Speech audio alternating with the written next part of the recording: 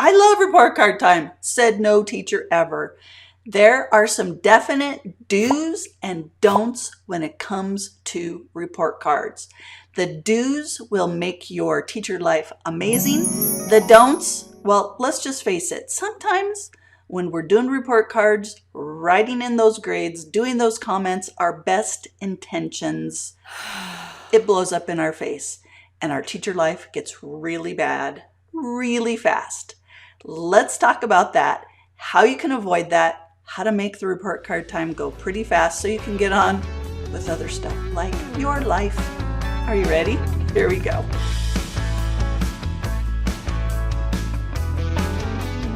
Hey, my name is Angie and I was in the classroom for 25 years and I wrote a lot of report cards in my time. And I made a lot of mistakes. Yes! And I learned a lot about how to do report cards and how not to do report cards. True. And today you are going to get 6 do's and don'ts when it comes to doing report cards.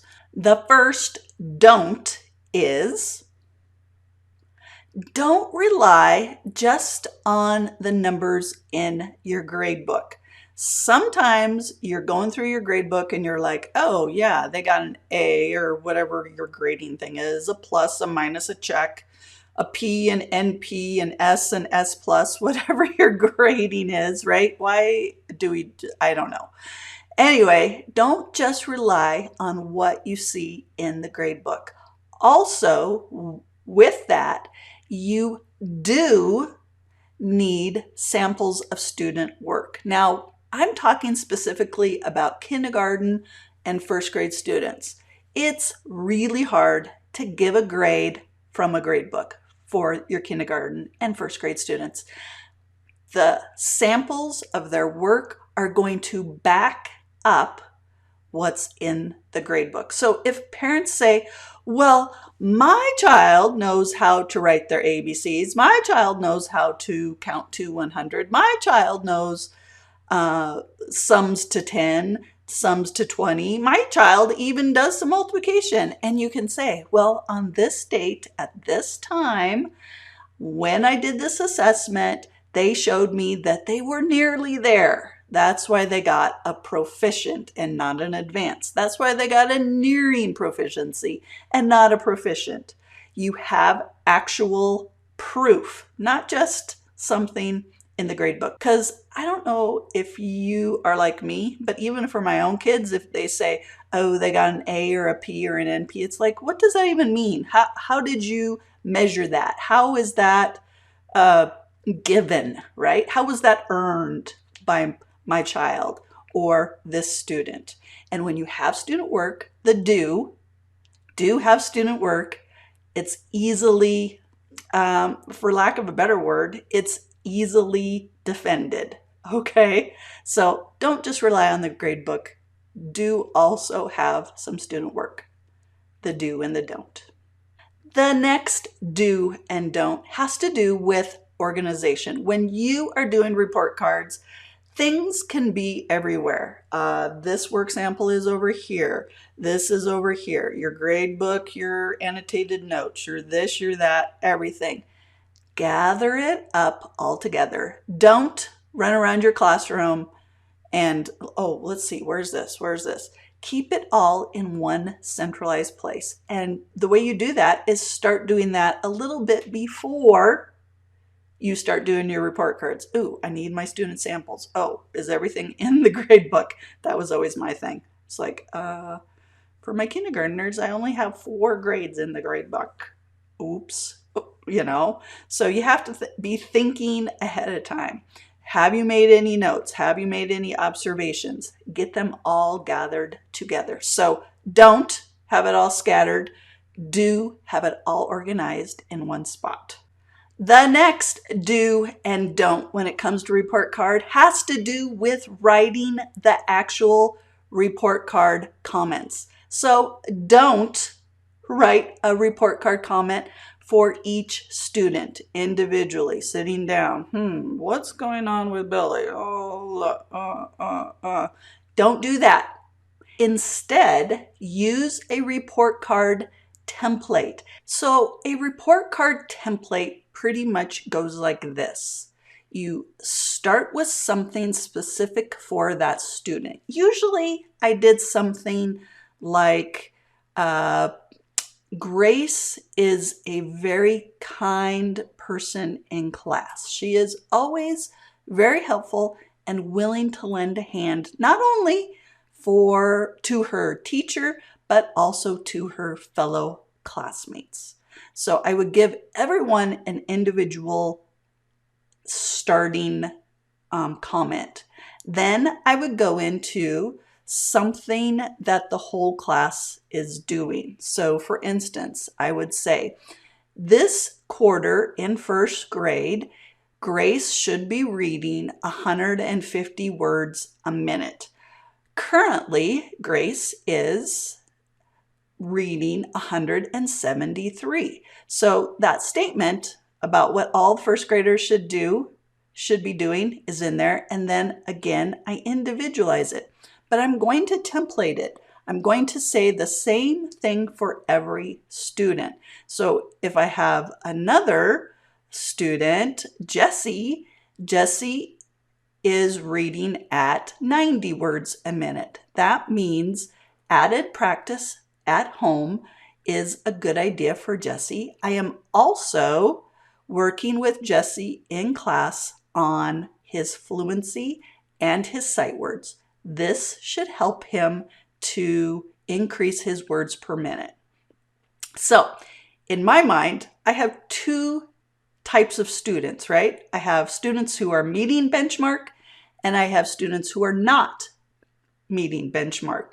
So students who are meeting benchmark, that part of the template is going to look similar for them, and the ones that aren't meeting benchmark, it's going to look similar for them. Okay, are you seeing how you can template this? Then, depending on what you want to do, you can go into a math skill that they're working on or a behavior skill that they're working on. Kellen is working on being kind to others. He is really watching how he interacts with others when he is frustrated. He is making good gains on this, and he is becoming very aware of his words. Okay? Something like that. So see how I took a negative and I turned it into a positive, and we'll talk about that on one of our do's and don'ts here in a second too. So don't write an individual report card comment for each student. Do template your report card comments. Next, do and don't about report cards.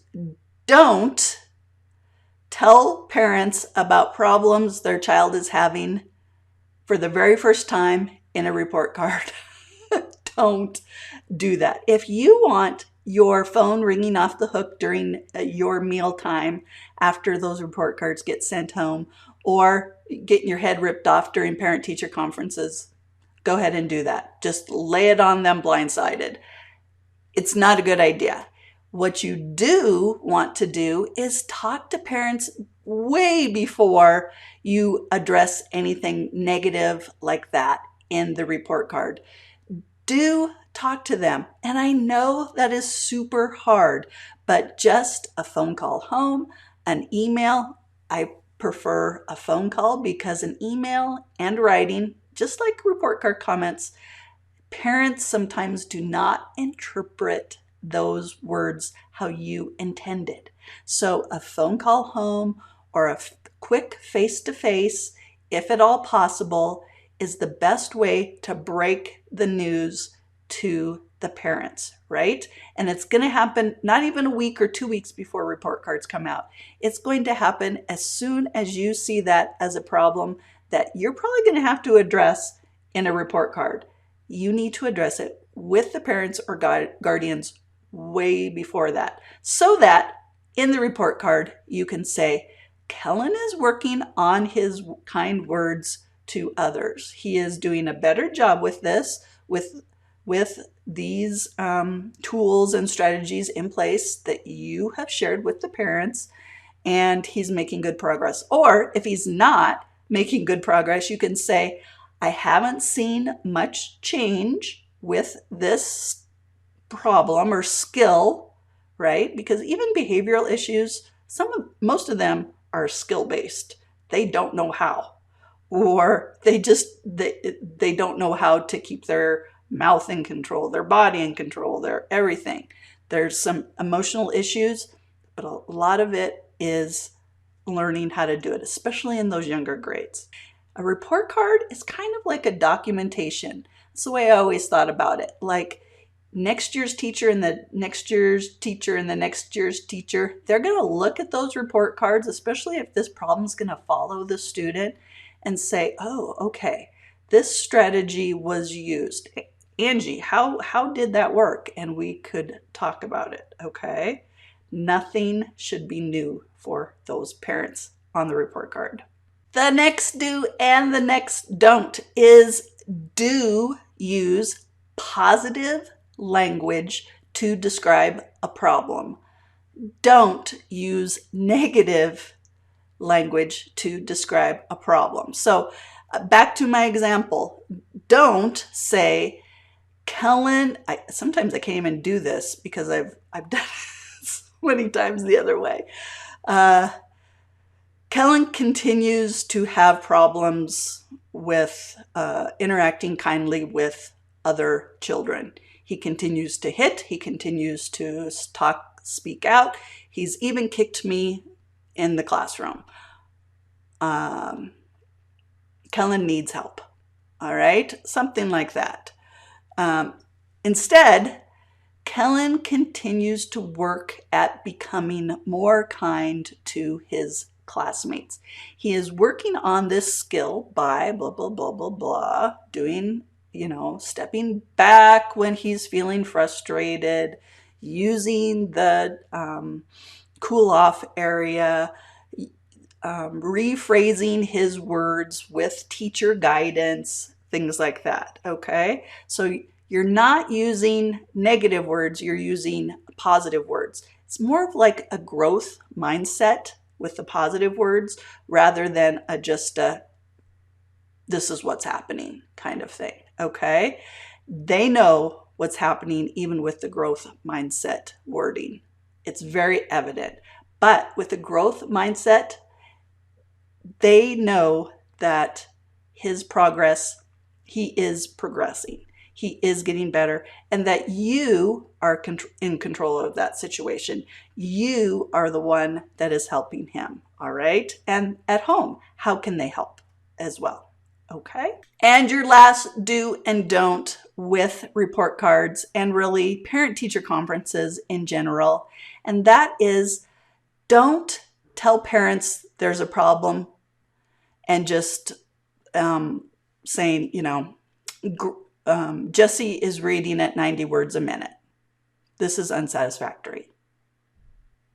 Don't do that. Instead, do give them, Jesse is reading at 90 words a minute. He needs to be reading 150 words by the end of first grade. The way we can help Jesse accomplish this goal is by, at home, he can be reading more. I will send home timings. He can, have a list of tasks that parents can do, something parents can do to help their child. All right.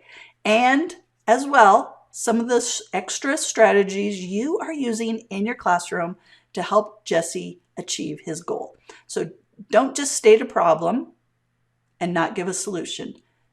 Do state a problem with positive language and give the solution, give the plan, give how you're going to accomplish the goal. Parents will be just like, the reason parents call you and things backfire on report cards is because the parents are afraid that their child is not going to get the help that they need. If you give parents the plan of what you're doing and how you're doing it and how they can also help, if they're able to help, many parents want to help their children, can help their children. All right. So if you give them a task that gives them some autonomy, some power to help their child. And that is always a good thing. It develops a team mentality. Okay? So there you go. The do's and the don'ts. Also, I have a PDF available to you, free download. The link is in the description down below, of exact words and phrases that I have used in my report cards. It's probably going to help you, like a report card word bank for you. So check that out down below. Make sure you subscribe and like this video. And I know report card time is just going to be way easier for you from now on if you do these do's instead of the don'ts. Okay? All right. Remember, the creator of the universe loves you, and I think you're pretty amazing too. I will see you next time. Talk to you later. Bye-bye.